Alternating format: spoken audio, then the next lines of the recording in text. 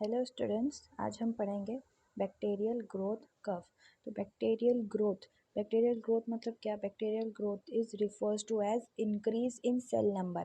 मतलब क्या होता है, हमारा ये कल्चर मीडिया है। कल्चर मीडिया में हम क्या करते हैं, बैक्टीरिया को जो डिवाइड होने के रखते हैं, तो बैक्टीरिया क्या करता है, उसके नंबर्स में इंक्रीज करता है। तो bacterial growth refers to as increase in cell number, not in cell size. मतलब उसकी साइज में इंक्रीज नहीं होता, उसके नंबर्स में इंक्रीज होता है, उसको हम बैक्टीरियल ग्रोथ बोलते हैं। And bacteria reproduced by binary fission. Binary fission हमें सबको पता है। बाइनरी फिजन मीन्स की ऑर्गेनिज्म, जब one organism two daughter cell में डिवाइड होता है, ठीक है, तो उसको क्या बोला जाता है? बाइनरी फिजन बोला जाता है, ठीक है। तो growth of micro organisms which reproduced by binary fission.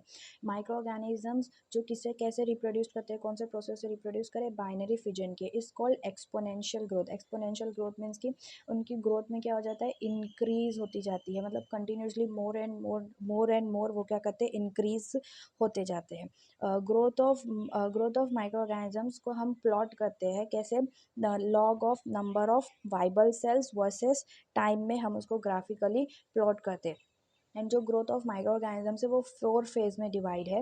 वैसे ये सेम ऐसे ही lag phase, log phase, stationary phase and decline phase और डेथ फेज, ठीक है। तो लैग फेज क्या होता है? यहाँ पे बैक्टीरिया क्या होता है? इनोकुलेट होता है कल्चर मीडिया में, एंड वो उस इन्वायरमेंट में क्या होता है, उस इन्वायरमेंट में वो एडजस्ट होने के लिए ट्राई करता है, ठीक है। जैसे ही वो उस इन्वायरमेंट में एडजस्ट हो गया कल्चर मीडिया में, फिर वो क्या करता है? लॉग फेज में आ जाता है। लॉग फेज में वो कंटिन्यूसली एक्सपोनेंशियली क्या करता है? अपने आप को कंटिन्यूसली डिवाइड करता है। देन स्टेशनरी फेज आता है। स्टेशनरी फेज में बैक्टीरिया क्या करेगा? यहाँ पे क्या होता है कि जो बैक्टीरिया की ग्रोथ है, मतलब जो यहाँ पे क्या होता है? कांस्टेंट होता है बिटवीन बैक्टीरिया ग्रोथ एंड उसके डेथ में। मतलब जितने बैक्टीरिया ग्रो हो गए उतनी बैक्टीरिया क्या होते हैं? डेथ होते चलते हैं। एंड लास्ट आता है डिक्लाइन फेज। डिक्लाइन फेज में बैक्टीरिया क्या होता है? कंटिन्यूसली उनकी बैक्टीरिया की डेथ होते रहती है, क्योंकि न्यूट्रिएंट हमें जो कल्चर मीडिया में जो न्यूट्रिएंट रहते हैं उसकी कमी हो जाती है, ऑक्सीजन की कमी हो जाती है, जिससे बैक्टीरिया को ग्रो होने के लिए जो रिक्वायरमेंट है, एसेंशियल न्यूट्रिएंट्स है, वो नहीं मिलते। और बैक्टीरिया क्या होता है? स्टेशनरी फेज से उनकी डेथ होने के लिए स्टार्ट हो जाती है। अभी हम आगे lag phase and log phase शुरू करने से पहले कुछ दो टर्म देख लेते हैं, जैसे कि कल्चर मीडिया। तो कल्चर मीडिया क्या है? इसको और बोला जाता है, also known as growth media, okay. And जहाँ पे बैक्टीरिया क्या होते हैं? मीडिया में ग्रो होते हैं। It provides essential nutrients for growth of micro organisms. तो कल्चर मीडिया में क्या होता है? जो बैक्टीरिया को ग्रो होने के लिए जो इसेंशियल न्यूट्रिएंट्स है, जैसे हमें ग्रो होने के लिए हमें फूड चाहिए, सनलाइट चाहिए, वैसे बैक्टीरिया को भी ग्रो होने के लिए उसे न्यूट्रिएंट चाहिए, जैसे उसे ऑक्सीजन चाहिए, नाइट्रोजन चाहिए, ठीक है। तो वो सब जो फूड है उसको कौन दे? उसमें वो उसको ग्रो होने के लिए हम क्या बनाते हैं? कल्चर मीडिया बनाते थे। और डिफरेंट डिफरेंट टाइप्स के कल्चर मीडिया होते हैं, वो हम एक नेक्स्ट वीडियो बनाएंगे उसके ऊपर। देन आता है जनरेशन टाइम। जनरेशन टाइम को और क्या बोला जाता है? डबलिंग टाइम भी बोला जाता है। डबलिंग टाइम और जनरेशन टाइम मतलब क्या? कि एक बैक्टीरिया है, उसको डिवाइड होने के लिए कितना टाइम रिक्वायर्ड है, ठीक है। बैक्टीरिया को डिवाइड होने के लिए कितना टाइम रिक्वायर्ड है, कितना टाइम लग रहा है, उसको क्या बोला जाता है? जनरेशन टाइम बोला जाता है। और कल्चर मीडिया में हमारे पास जितने भी बैक्टीरिया है, सबका जनरेशन टाइम क्या होता है? डिफरेंट होता है। हम ऐसा नहीं बोल सकते कि हमारे पास एक कल्चर मीडिया उसके अंदर जितने भी बैक्टीरिया है सबका जनरेशन टाइम सेम होगा। नहीं, ऐसे नहीं होता। कल्चर मीडिया में जितने भी बैक्टीरिया है सबका जनरेशन टाइम क्या होता है? डिफरेंट होता है। अब आते हैं हम हमारे फर्स्ट लैग फेज में। तो लैग फेज में क्या होता है? हमारे पास बैक्टीरिया है या माइक्रो ऑर्गेनिज्म बोल सकते हैं, उन्हें उसको हमने क्या किया? इनोकुलेट किया। इनोकुलेट करे मीन्स कि हमारा जो कल्चर मीडिया था उसमें इंसर्ट करे, ठीक है। अब हमारे पास कल्चर मीडिया है, फ्रेश कल्चर मीडिया, जिसमें हमने बैक्टीरिया को इनोकुलेट कर दिए। तो बैक्टीरिया क्या करेगा? Bacteria do not divide immediately, वो इमीडिएटली डिवाइड नहीं होगा। It bacteria takes some time to adjust to the new environment. अब उसे क्या मिला है? एक न्यू इन्वायरमेंट मिला है, तो उसमें बैक्टीरिया क्या होगा? अपने आप को एडजस्ट करेगा। The time period in which bacteria is metabolically active. अब वो क्या है? मेटाबॉलिकली एक्टिव तो है, मतलब उसके अंदर जो भी रिएक्शंस हो रही है, बायोकेमिकल रिएक्शंस हो रही है, वो ऑर्गेनिजम्स में होगी, बट डू नॉट डिवाइड। बहुत सारी बायोकेमिकल रिएक्शंस तो होगी, बट बैक्टीरिया क्या होगा? डिवाइड नहीं होगा। उसे हम क्या बोलते हैं कि लैग फेज है। जिसमें बैक्टीरिया क्या होता है, मेटाबॉलिकली एक्टिव तो होता है but it do not divide. And उसमें क्या होगे ना, डिवाइड नहीं होगा तो सेल नंबर्स इंक्रीज नहीं होंगे। उसमें क्या बैक्टीरिया क्या करता है, अपने अपने जो सेल है, सेल के जो कंपोनेंट्स हैंगे बैक्टीरिया, वो अपने से कंपोनेंट्स सिंथेसाइज करता है। अब कुछ रीजंस है जिसमें बैक्टीरिया क्या होता है कि बैक्टीरिया को ग्रो होने के लिए टाइम क्यों लगता है, ठीक है, मीडिया में फर्स्ट जब हम उसको इनॉकुलेट करेंगे तो वो रीजंस क्या है। तो जो हमारा इनॉकुलेटिंग सेल है मे बी ओल्ड, मतलब जो हमारा जो कल्चर ऑर्गेनिज्म है जिसको हमें कल्चर करना है वो क्या है, हो सकता है हमारा ओल्ड हो सकता है, वो हमने पुराने कल्चर मीडिया से लिया हो, ठीक है, इसलिए उसकी क्या होगी, डेफिशिएंट ऑफ एटीपीज, मतलब उसके पास एनर्जी नहीं होगी, इसेंशियल कोफैक्टर्स नहीं होंगे, राइबोसोम्स नहीं है, तो उससे वो सारे कंपोनेंट्स बनाने के लिए वापस एटीपी की डेफिशिएंसी को कम करने के लिए जो इसेंशियल कोफैक्टर्स है उसे वापस लेने के लिए उसे क्या चाहिए, उसे थोड़ा टाइम तो चाहिए ना, तो इसलिए वो क्या करता है, इमीडिएटली डिवाइड नहीं करता। सेकेंड रीज़न क्या हो सकता है कि may be medium used previously, अब जो हम कल्चर मीडिया यूज़ कर ले जो वो क्या हो सकता है, वॉज डिफरेंट फ्रॉम नाउ, ठीक है। अब हमने बैक्टीरिया लिए, बैक्टीरिया को हम कल्चर मीडिया में ग्रो कर रहे, ठीक है। अभी हम जो मीडिया यहाँ पे मीडिया था ये क्या था, ये डिफरेंट था।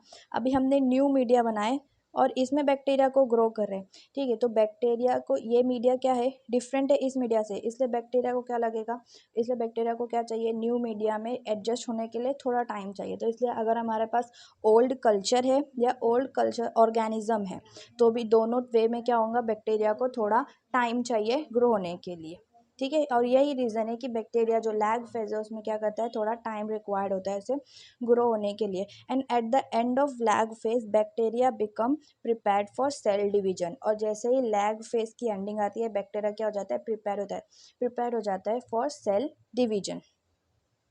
नेक्स्ट आता है एक्सपोनेंशियल फेज और लॉग फेज, ठीक है। अब एक्सपोनेंशियल फेज और लॉग फेज में क्या होता है कि bacteria divide continuously at constant rate, मतलब एक्सपोनेंशियल फेज इसलिए इसको बोला जाता है क्योंकि यहाँ पे क्या होता है, बैक्टीरिया कंटिन्यूसली डिवाइड होते रहता है कांस्टेंट रेट पे, कैरेक्टराइज्ड बाय सेल डबलिंग। और इसको क्या बोला जाता है कि यहाँ पे क्या होता है, मतलब एक सेल से दो सेल बनेंगे, दो सेल से चार सेल, ठीक है। तो इसलिए इसको क्या बोलते हैं, सेल डबलिंग टाइम भी बोला जाता है।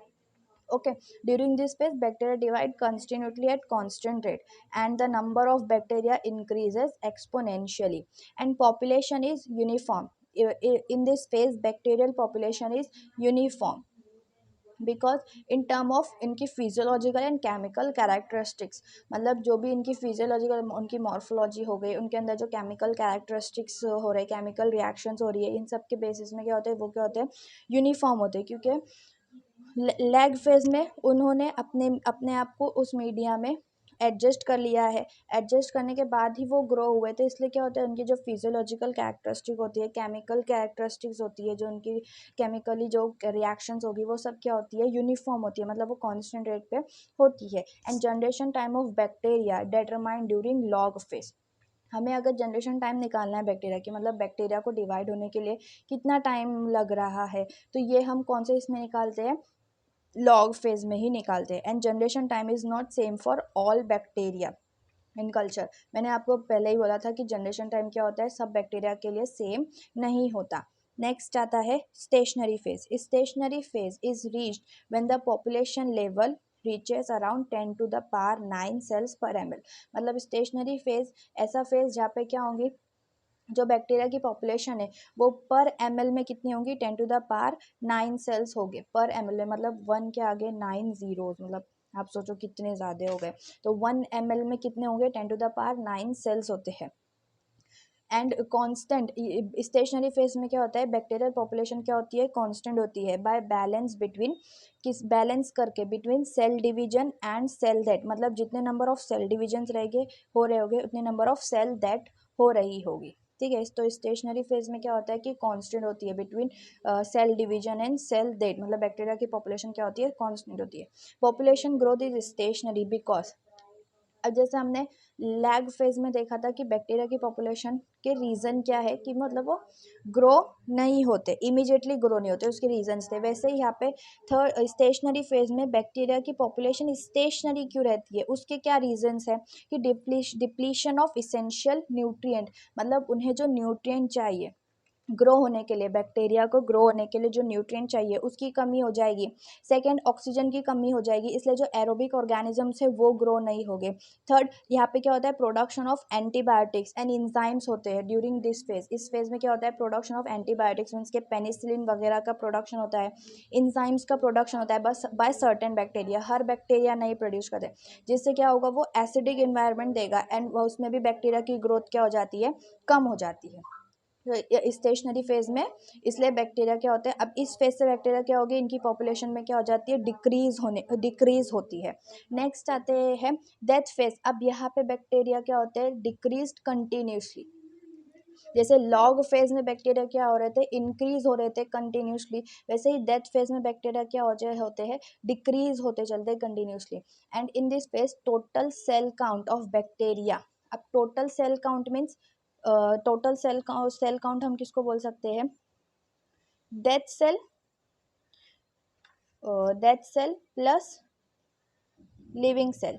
ठीक है, death cell and living cell दोनों को हम क्या बोलेंगे, total cell count of bacteria में रिमेन्स कांस्टेंट। ये क्या होती है, मतलब टोटल सेल काउंट क्या होती है, कांस्टेंट होती है। क्यों, क्योंकि most of the cells do not lyse after dying.